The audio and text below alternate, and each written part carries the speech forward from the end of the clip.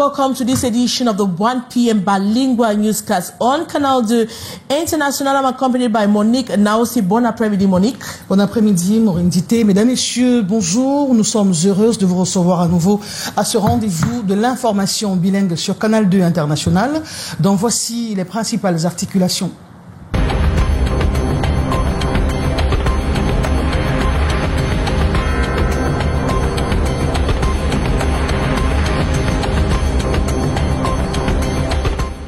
There has been another shootout in Bamenda in the northwest region of Cameroon, leading to the death of at least one person on Monday evening at about 6 o'clock. 3 unidentified gunmen appeared at the compound at the center Bold neighborhood in Bamenda 3 subdivision, where 7 trips and a loan scheme commonly called as Jangi. A meeting was held. We'll tell you more in this edition of Newscast. La presse camerounaise en deuil. Edouard Kingé est décédé des suites de maladie. Reporter, journaliste d'investigation, écrivain, Edouard Kingé fait partie des cofondateurs du journal Le Messager. Il est présenté par la corporation comme l'un des ouvriers de la liberté de la presse au Cameroun. And shock and grief has taken the city of Mara following the mysterious death of Commissioner Adam Al-Haji Mahamad, the senior immigration officer, was found lifeless at the foot of the Mount Ozoko, a site he frequented. We'll tell you more in this edition of Newscast.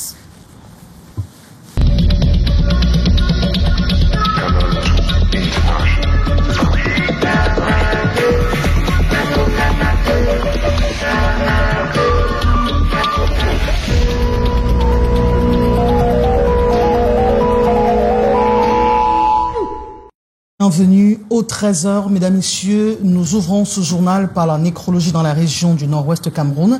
Un homme a perdu la vie hier soir dans la ville de Bamenda, Maureen Dité.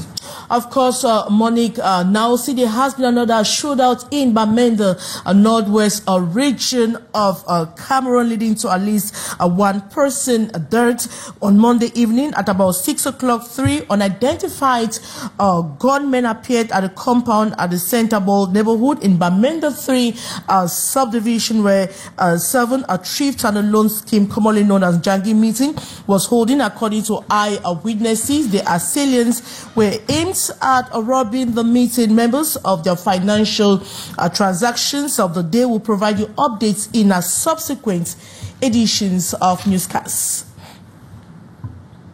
Shock and grief has gripped the city of Marwa following the mysterious death of Commissioner Adam Al-Haji Mahamad. The senior immigration officer was found lifeless at the foot of Mount Zokok, a site he frequented for early morning exercise. His sudden death raises a serious concern about security in that area. More in the story. Commissioner Adam Al-Haji Mahamad, acting head of immigration for the region, was found dead at the base of Mount Zoko. The discovery has caused widespread concern in the local community. It's an area reputed for exercise for the past years, but for the past 2 years, a friend was attacked there, so it's a red zone. According to initial reports, the commissioner may have been stabbed while engaging in his routine early morning exercise. Authorities have launched an investigation to determine the circumstances surrounding his death. It's like he was attacked by yet to be identified individuals. Some people say he was pushed from the mountaintop.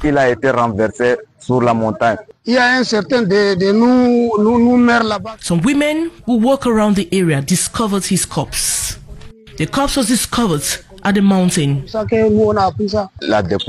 The corpse left Moga for Logon and Shari.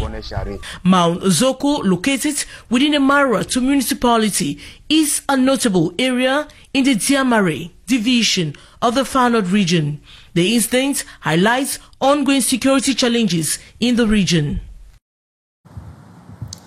Data Cameroon has revealed that elections, disinformation and hate speech are on the rise in different social media platforms. Actors intentionally are circulating fake news and propaganda as a political weapon, presently presenting a pre-report on Monday. The nation's political capital, Yaoundé, the non-governmental organization, calls for collective effort to combat hate, the phenomenon which is likely to destroy the electoral process. More the story with our reporter Hyson Chia.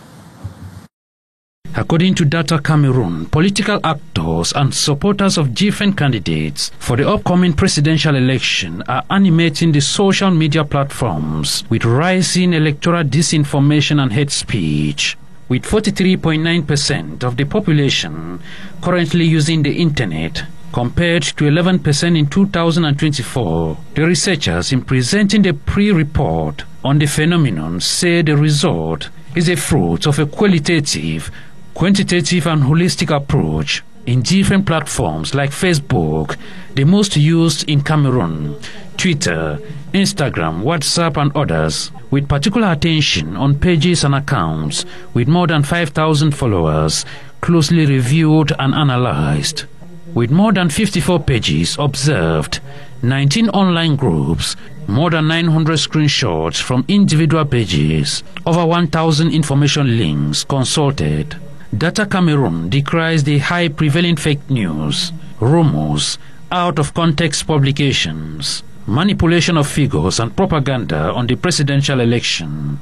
The presentation this Monday, September 1st, 2025, was an occasion to also unveil the My Data Check platform, a tool to verify and fact-check information in the different online social networks, especially during this sensitive period. The Cameroon National Salvation Front, FSNC, has intensified its grassroots mobilization in the littoral region, mobilizing a number of new members over the weekend. The strategic move is part of the party's preparations for the upcoming presidential elections scheduled for October 12, 2025. More in the following story. A substantial number of individuals have joined the Cameroon National Salvation Front (FNNC) ranks in the littoral region, motivated by shared desire for meaningful change. He's the only candidate that can give us that change, the change we badly need, and we want the youth to be conscious of that. Regional party leaders who organized the event emphasized their clear objective to bolster membership and strengthen their prospects for victory in the forthcoming presidential election. C'est l'enrôlement. You can see the excitement from the new members in the littoral. FNNC is not just a communal party or a party of just one region. FSNC is national. A notable proportion of the new members are young people, a demographic the party considers strategically vital. These youths align themselves with a dynamic vision and action plan advocated by FSNC's presidential candidate Issa Chiroma Bakari. Ils ont eu le choix.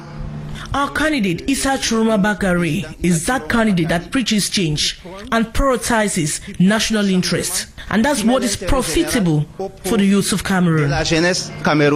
Both long-standing and new members share a common commitment to actively support the party and its candidates in the upcoming electoral context. Through this significant recruitment drive in the littoral region, the FNNC aims to expand its militants and electoral base, thereby maintaining its ambitions as the decisive election approaches. Monique, now you have the rest of the news in the French language. Nous continuons ce journal en politique à quelques semaines de la tenue de la présidentielle d'octobre 2025. Les associations des syndicats des travailleurs se sont réunies à Douala à l'effet de porter haut les difficultés des membres de leur corporation. Et dans un mémorandum, ils ont inscrit leurs préoccupations et invitent tous les candidats à cette présidentielle de les intégrer dans leur programme politique. Lesline Poumitia. Nous voulons simplement que les différents candidats, dans leur programme de société, tiennent compte de l'aspect social. C'est une déclaration qui traduit le mal-être des travailleurs et travailleuses du Cameroun, réunis dans cette salle de la ville de Douala. Il représente 5 associations syndicales. Objectif, faire entendre la voix des travailleurs, qui selon eux représentent plus de 70%.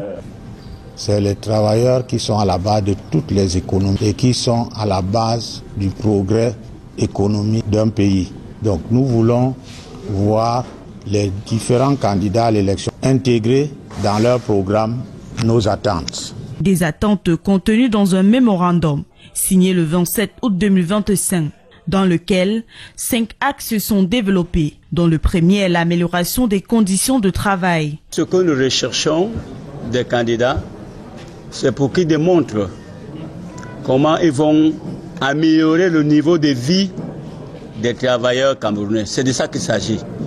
Et améliorer le niveau de vie a donc plusieurs aspects.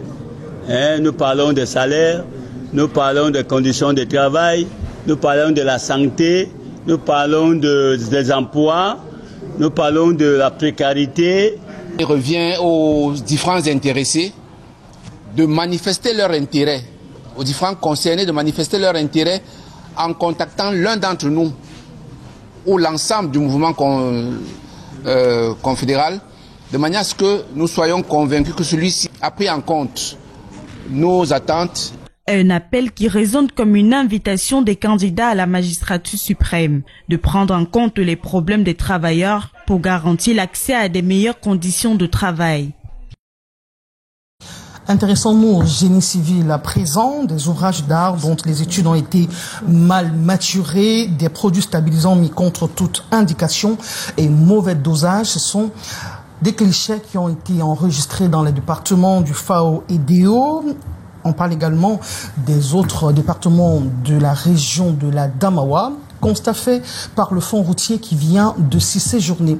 Reportage Eringele. Au lieu d'un pont neuf, la délégation du fonds routier découvre plutôt la réhabilitation du vieux Dalo construit dans les années 50 sur le Mayo Belli à Lomta. Un marché monté avec quelques manquements qui va coûter 409 millions de francs CFA. Le titre du devis, c'est la construction. Mais le contenu, dans les corps d'État, dans le devis, ça concerne la réhabilitation. La route régionale qui abrite cette infrastructure désenclave la commune de Galimtinière au reste de la Damawa. Un audit du Labogénie a été recommandé afin de dégager les responsabilités. Un audit technique et un audit financier permettant donc, n'est-ce pas, avoir un avenant pour la poursuite du Dalo actuel ou alors pour le changement. Le préfet attend donc cette saisine d'ici 3 jours. Sur le Mayo Tagouri, c'est la reprise des travaux. Après la résiliation du marché, suite aux problèmes de santé du promoteur de l'entreprise adjudicataire. En plus de l'exécution lente, des camions qui ne respectent pas la charge à l'essieu, appartenant à une entreprise minière chinoise, démolissent l'ouvrage au point de rompre la circulation. Ici, là, c'est un camion chinois qui a fait céder ce pont et nous en souffrons depuis 2022. Nous sommes un petit arrondissement et le peu que l'État a mis à notre disposition, ils viennent détruire. D'ailleurs, il faut savoir, ils exploitent de l'or sans contrepartie. Ici, l'axe Ngad-Febadji sur la nationale numéro 6. Trop de panne. Chaque voyage, il faut que tu entres au garage avant que tu reprends encore un autre voyage. Sans ça, tu ne peux pas arriver. 257 millions pour l'entretien aux produits stabilisants sur une trentaine de kilomètres de cette voie. Problème, le produit stabilisant n'aime pas de l'eau. Et c'est en saison pluvieuse que l'entreprise a exécuté son marché. Bon, maintenant le délai est largement dépassé. Le calage de quantité initiale a été dépassé. Avant la réception définitive, que les travaux devraient donc être achevés complètement. Des marchés passés en 2022, résiliés puis repris pour d'aucuns, menacés de tomber dans le forclos pour 1001 raisons pour d'autres, qui embarrassent aujourd'hui les populations. Pas de route, pas de développement. Rentrée scolaire 2025-2026. Le ministre des Enseignements secondaires, Nalo Valyonga, était à Douala hier pour s'entretenir avec les promoteurs d'établissements d'enseignement secondaire privé. Of course, Monique announced the private education sector in Cameroon has come under strong criticism, described authorities as one of the most corrupt and disorganized in the country. In Douala alone, about 70 secondary schools reportedly operate without official authorization, an alarming trend just days before schools reopen. The Minister of Secondary Education, Professor Nalova Lyonga, was in Douala and he met with owners of private schools in Douala. More on the story with our reporter Gladys Ambo Diba. Private education has been described as the most corrupt and conflicting sector of education in Cameroon. In Douala alone, more than 70 schools operate without government authorization, a rising phenomenon denounced by education stakeholders. The rise of illegal schools is so rampant that we don't know what is happening.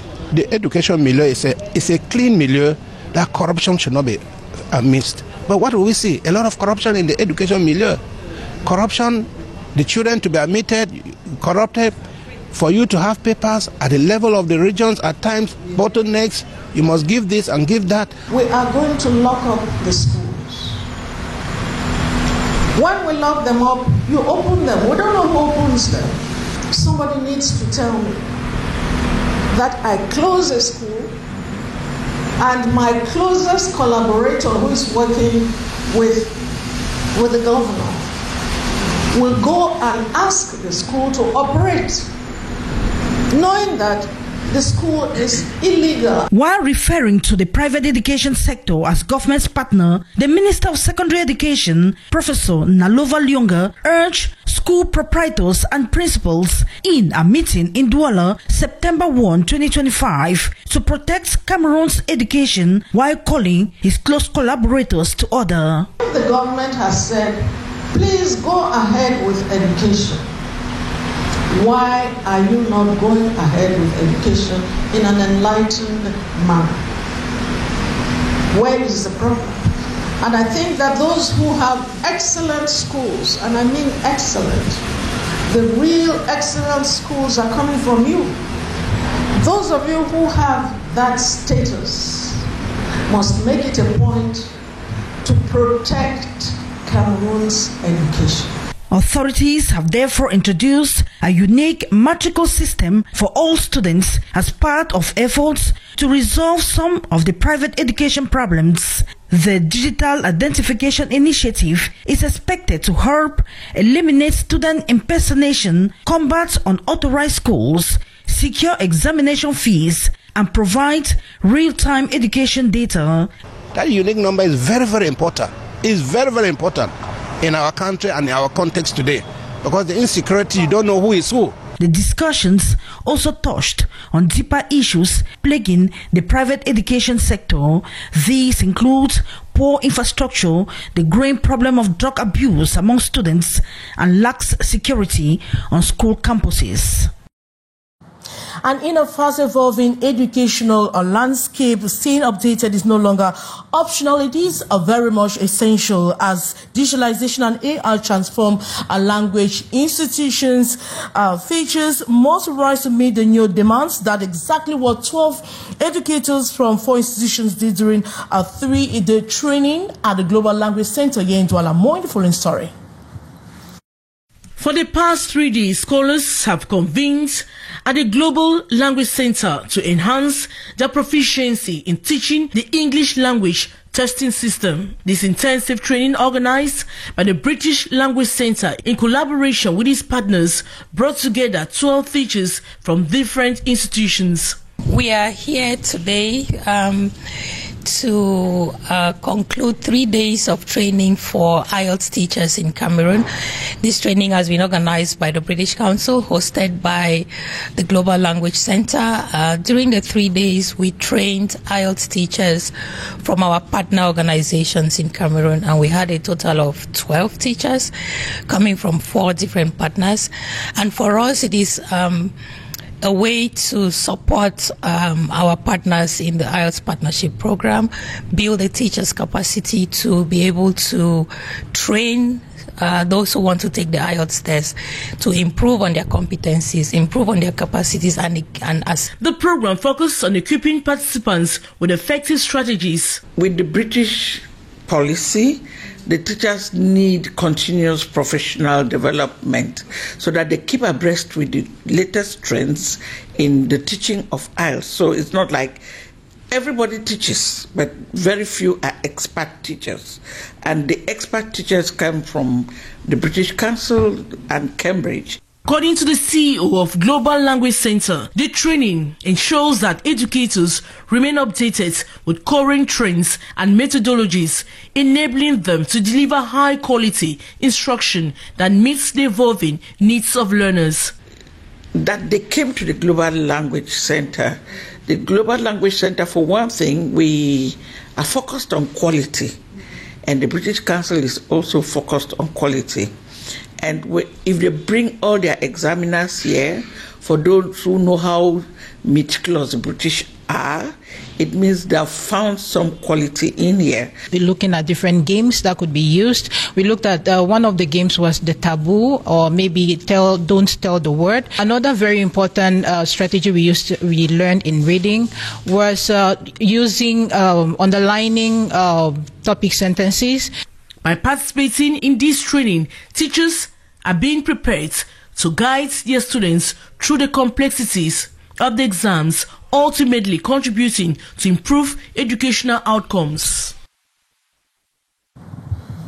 Morning, now you have the rest of the news in the French language. Nous allons rester dans le versant de la rentrée scolaire qui pointe à l'horizon pour nous intéresser à la POA, l'association des femmes policières du Cameroun, antenne régionale du Nord, qui vient de procéder à la remise du matériel didactique aux orphelins de la Sûreté nationale.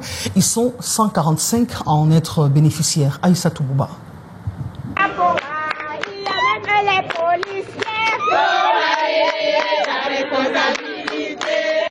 C'est la 4e année scolaire que la PAWA, l'association des femmes policiers, remet des kits scolaires pour accompagner les orphelins de la Sûreté nationale dans leur cursus scolaire. Sous l'initiative de Philomène Bargangele, présidente nationale de la PAWA, cette année, c'est 145 enfants, écoliers, élèves et étudiants en supérieur et en formation professionnelle. Merci pour le sac que tonton m'a donné. Ma rentrée, ça va net.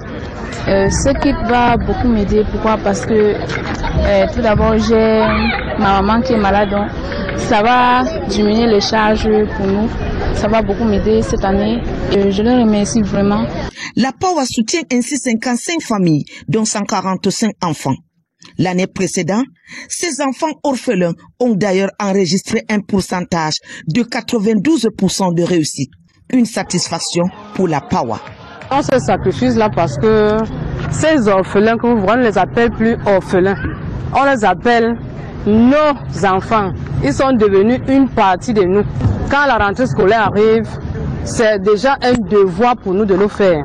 Nous qui donnons la joie à ces enfants afin qu'ils ne se sentent pas seuls. Cette cérémonie de remise des kits scolaires est teintée d'animation culturelle de ces jeunes élèves et étudiants et de leurs marraines en présence des autorités locales et des invités. Retour à Douala, le général de brigade Ngolo Ngomba Toby Gabriel, nouveau commandant de la 2e région militaire interarmée, a mené sa première mission. On parle bien sûr de sa première visite. Il s'est rendu à la base navale pour entrer en contact avec les éléments avec lesquels il va travailler et mesurer l'ampleur de la tâche qui est la sienne. Junior Oussin. Des honneurs militaires pour le général de brigade Nkolo Ngomba Toby Gabriel, nouveau commandant de la 2e région militaire interarmée, au commandement depuis le vendredi 22 août 2025, en remplacement du général de brigade aérienne Eba Eba, actuellement chef d'état-major de l'armée de l'air. Ce 1er septembre 2025, avec son état-major, le nouveau commandant de la 2e région militaire interarmée entame sa première visite de travail et prise de contact. premier arrêt ici aux unités de la base navale de Douala. Entre autres, le chantier naval, les ateliers, les centres d'instruction navale des spécialités, le centre d'instruction d'entraînement à la sécurité, l'école d'application des officiers de la marine, le centre opérationnel de surveillance côtière de la base navale de Douala. Un peu plus tôt, s'est tenue une réunion à huis clos meublée par le mot de bienvenue du commandant de la base navale de Douala, le capitaine de vaisseau Feugue Jean-Michel, la présentation des forces de fusiliers, marins et palmeurs de combat, la présentation de la base navale même par le commandant de la base navale et la présentation des forces de surface par le capitaine de vaisseau Yonga Taïla. 3 heures de visite de travail qui annoncent une vaste tournée au BBR, au génie militaire et à la base aérienne de Douala.